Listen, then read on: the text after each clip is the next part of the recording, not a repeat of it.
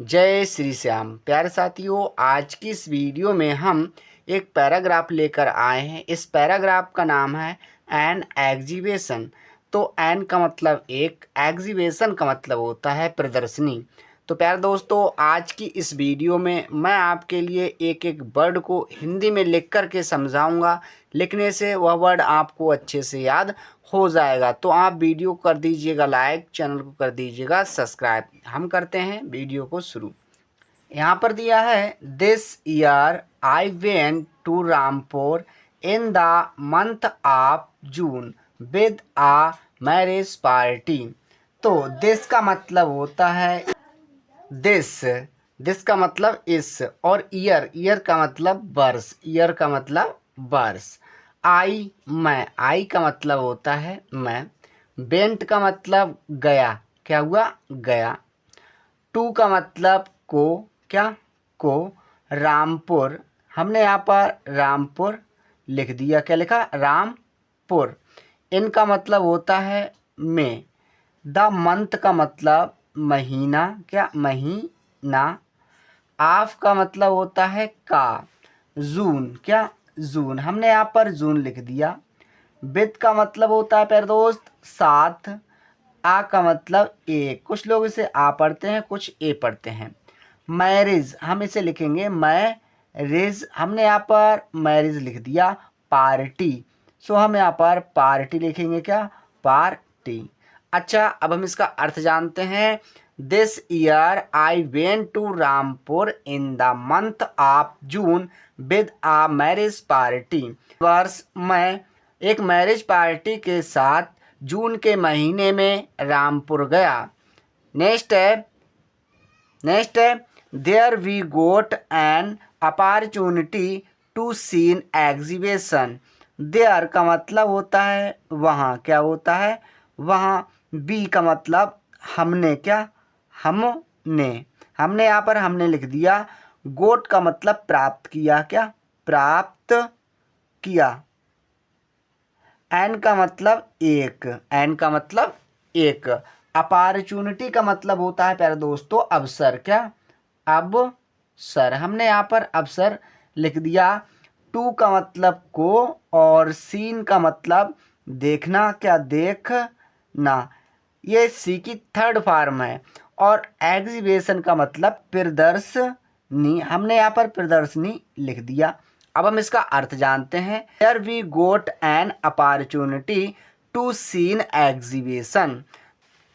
तो वहाँ पर हमने प्रदर्शनी देखने का एक अवसर प्राप्त किया।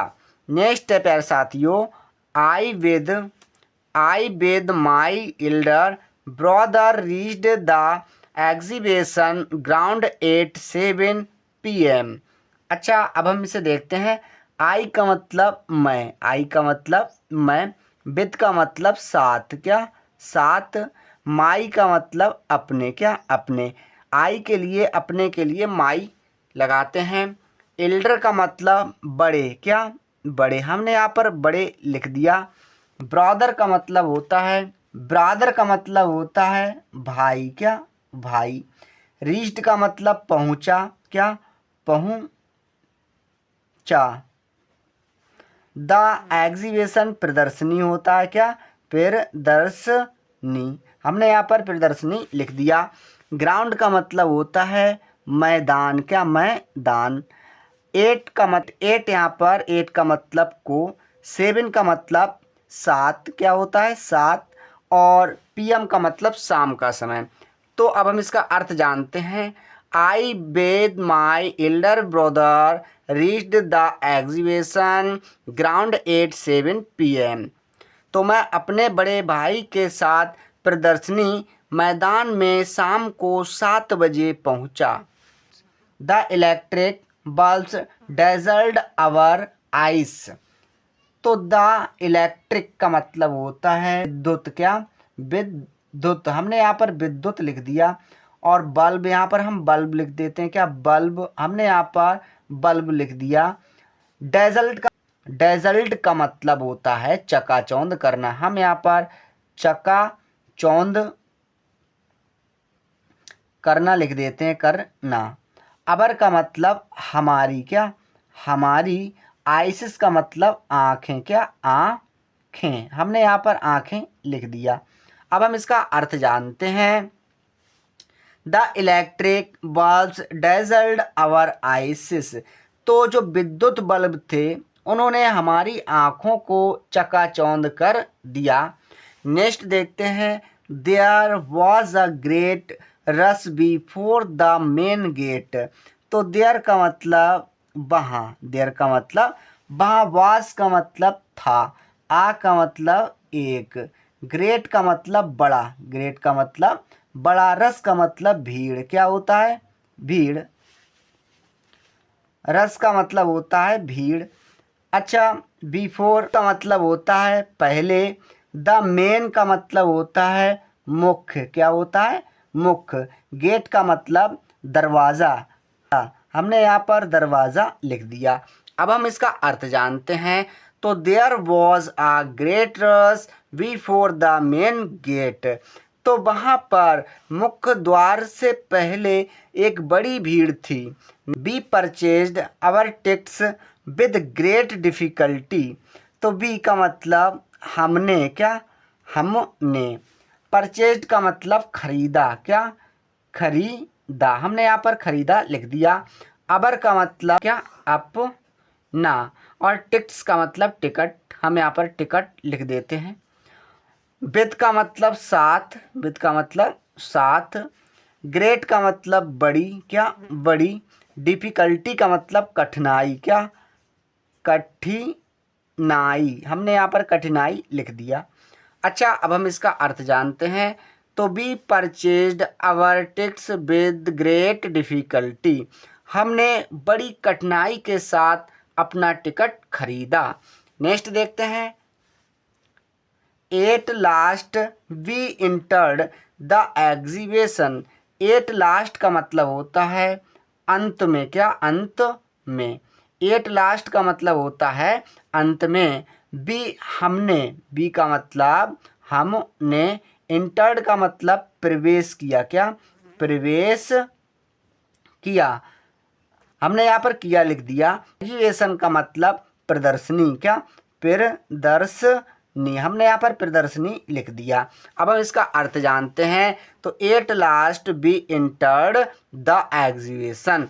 तो अंत में हमने प्रदर्शनी में प्रवेश किया। नेक्स्ट है। Every shop was beautifully decorated.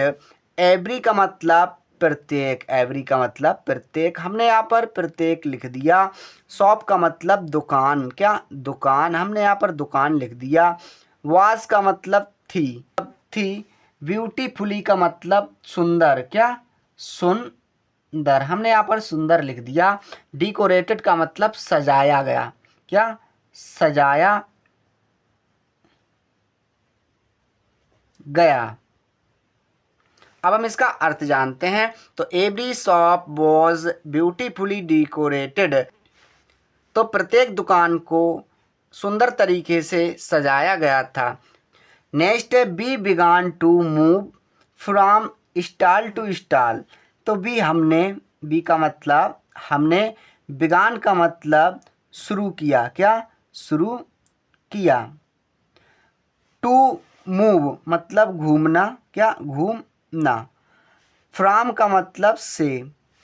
Stall का मतलब दुकान, क्या दुकान। टू से स्टॉल दुकान। अब हम इसका अर्थ जानते हैं। We began to move from stall to stall. हमने एक दुकान से दूसरी दुकान पर जाना शुरू कर दिया या घूमना शुरू कर दिया।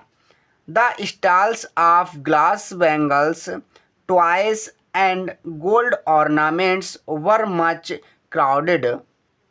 द स्टॉल्स का मतलब दुकानें, क्या दुकानें। ऑफ का मतलब होता है कि। ग्लास का मतलब कांच की, क्या कांच की। वंगल्स का मतलब चूड़ियाँ, क्या चूड़ियाँ। हमने यहाँ पर चूड़ियाँ लिख दिया। ट्वाइस का मतलब होता है खिलौने, क्या खिलौने। हमने यहाँ पर खिलौने लिख दिया। एंड का मतलब और, एंड का मतलब और। गोल्ड का मतलब सोने के, गोल्ड का मतलब सोने के। ऑर्नामेंट्स का मतलब होता है आभूषण, क्या आभूषण, हमने यहाँ पर आभूषण लिख दिया। वर का मतलब थे। मच का मतलब अधिक, क्या अधिक। क्राउडेड का मतलब भीड़, भीड़। अच्छा, अब हम इसका अर्थ जानते हैं। The styles of glass bangles, toys and gold ornaments were much crowded. तो कांच की चूड़ियों की दुकानों पर, खिलौनों की दुकानों पर और सोने के आभूषणों की दुकानों पर अत्यधिक भीड़ थी। Ladies mostly flocked at these shops. Ladies का मतलब होता है स्त्रियां, क्या स्त्रियां, हमने यहाँ पर स्त्रियां लिख दिया। मोस्टली अधिकतर, क्या अधिकतर, अधिकतर। फ्लॉक्ड का मतलब जमा थी, क्या जमा थी। एट का मतलब पर, दीज का मतलब ए और शॉप्स का मतलब दुकान, क्या दुकानें। हमने यहाँ पर दुकानें लिख दिया। अब हम इसका अर्थ जानते हैं। तो ladies mostly flocked at these shops.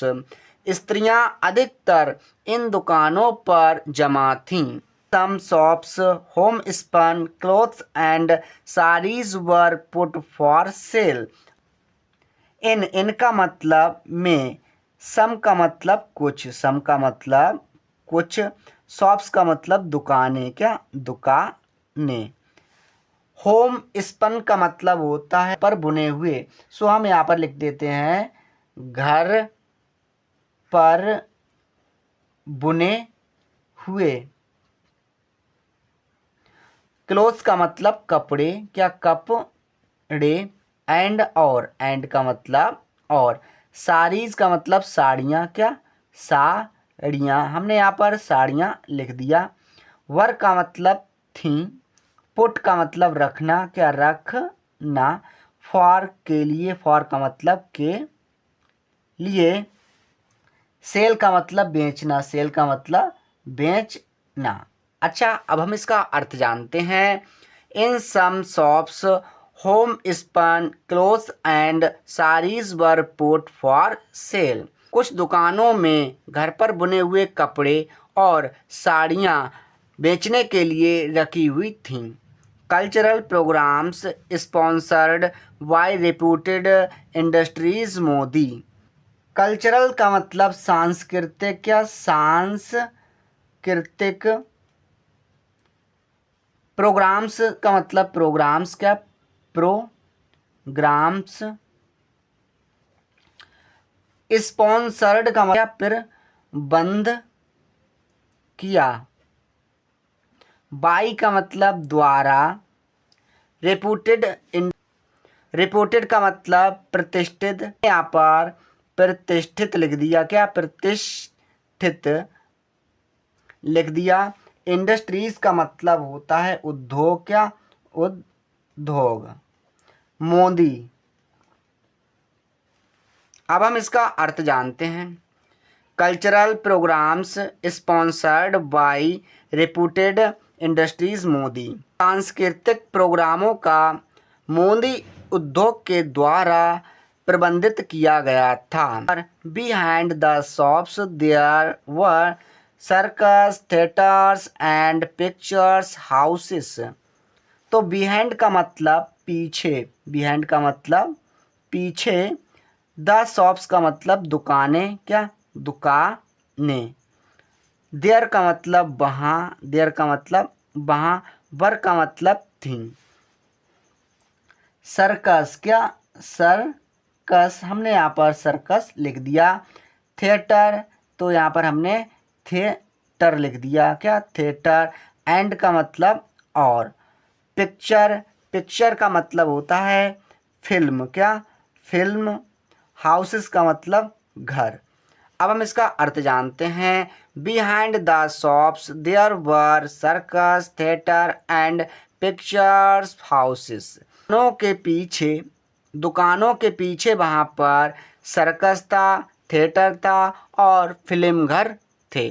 तो प्यारे दोस्तों, इस प्रकार से हमने इंग्लिश रीडिंग करना सीखा। आई होप आपको अच्छा लगा होगा। वीडियो देखने के लिए धन्यवाद।